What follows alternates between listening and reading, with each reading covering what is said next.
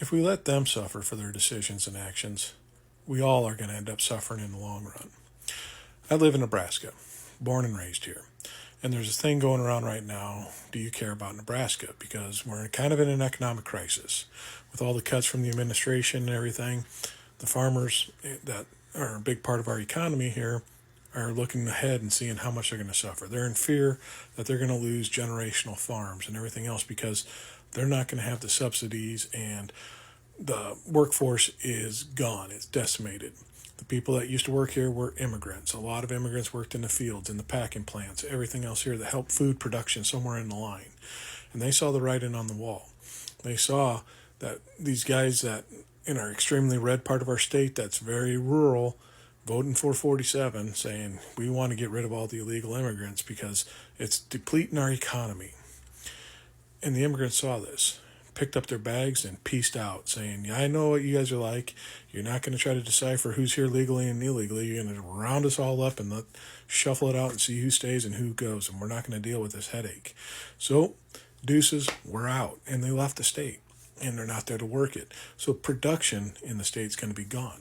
We've been suffering from droughts for 10 to 12 years. So the food is having trouble being grown here also.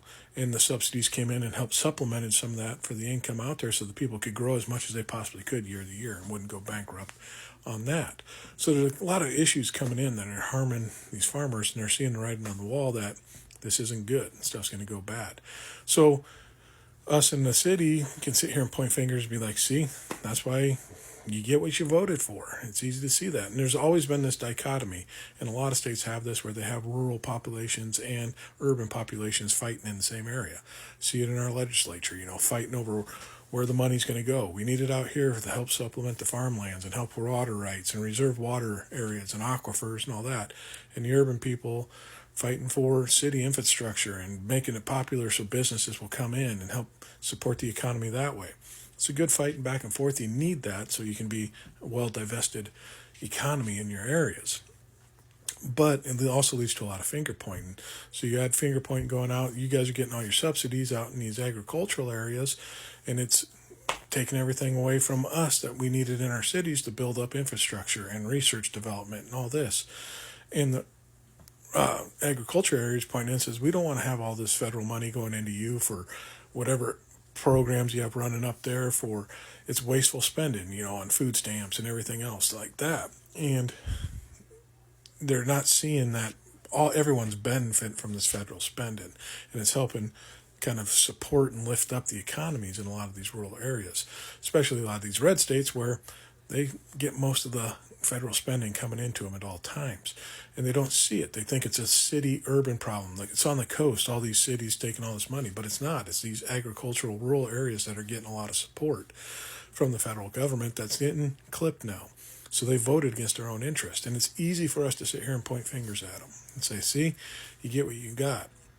But the problem is that's going to come falling back on us, and us pointing our fingers, we're going to FAFO also, because now they're going to have trouble growing the crops, growing the corn, growing the soybeans. There's not going to be enough food to feed the cattle because of the droughts that are going on. And the corn's not going to be there now to supplement that to feed the cattle. So there isn't going to be a lot of heads of beef to be grown around and set out to market. But if you get it to an out to market, the people that worked in the processing plants are gone. They're not working here either because there was a lot of immigration population working in them areas. So food production in and of itself, even if you had it, isn't going to get to market. So where's that going to suffer? Everyone else. Because now we're not getting food to our tables. Prices are going to jump. I usually got a buddy of mine that his dad lives on a real small ranch and raises a few head of cattle. It sells me a quarter of beef once or twice a year. Already it's up 10 cents a pound over last year from when I bought my last quarter from him, and we're seeing that influx go here, and that's private sales in here. That's not going out through processing plants and all that to stores. So people are going to see price increases across the board. And now, like in our state, they're taking a lot of the internal money that our state generates and trying to subsidize the farmers themselves, which means that it's getting taken from other places. We have a big medical center up in Omaha through the university. Done a lot of major research on different things, cancer, all that. Whenever there's an Ebola outbreak in the world or someone gets it, for some reason, they get shipped to Omaha and get transported through all of our areas so our scientists can research and develop and take care and cure these people and get that information from it. These facilities are getting cut now from our state because that money has to go out and kind of support the economy out in the rural areas. So medical research and everything else is going to suffer. If you see, everything's kind of connected, just like in life. If I hurt someone else, it's going to end up hurting me in the whole in the long run. If these people that voted against their own interest, we can point fingers and laugh and say suffer from it, but in the long run, we're all going to suffer from it. So we have to come together and kind of uplift each other and say, hey, we got this. We need to fight through. We need to fight and unify against what's going on, because you can't just randomly cut fat that quickly without having repercussions. And they're starting to see it now. And people are getting loud, especially in these red states where there are a lot of agriculture areas that are suffering because their subsidies aren't coming in anymore.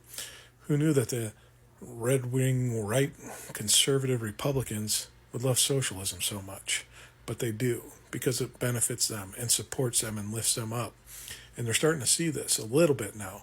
We need to encourage them, bring them in, let them know, hey, we're on the same page. This isn't good for any of us because it's going to harm all of us in the long run. We need to fight against this and let them know, stop doing this.